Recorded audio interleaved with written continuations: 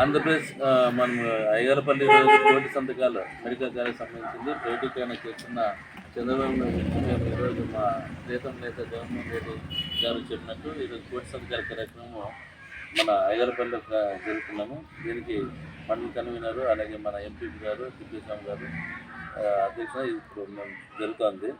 ఎందుకంటే ప్రైవేటీకరణ చేస్తే పేదలకు పేద విద్యార్థులకు వైద్య విద్య అందనంత దూరం అవుతుంది, ఫీజులు భరించలేనంతగా పెరుగుతాయి, ప్రజలకు నాణ్యమైన ఉచిత వైద్యం అందుబాటులో లేకుండా పోతుంది, పేదలకు మధ్యతరగతి ప్రజలకు ఉచిత సూపర్ స్పెషాలిటీ సేవలు దూరం అవుతాయి, ప్రజా ఆరోగ్య వ్యవస్థ క్షీణిస్తుంది.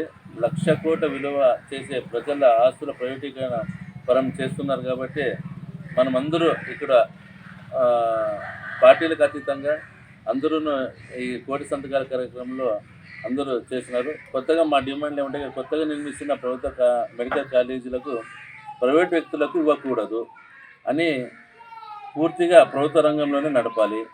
ప్రజా నిధులతో నిర్మించిన భవనాలు ఆసుపత్రులు పూర్తిగా ప్రభుత్వం ఆధీనంలో కొనసాగాలి. ప్రతి జిల్లాలో నాణ్యమైన వైద్య సేవలు అందించాలనే ఉద్దేశానికి భంగం కలగకూడదు.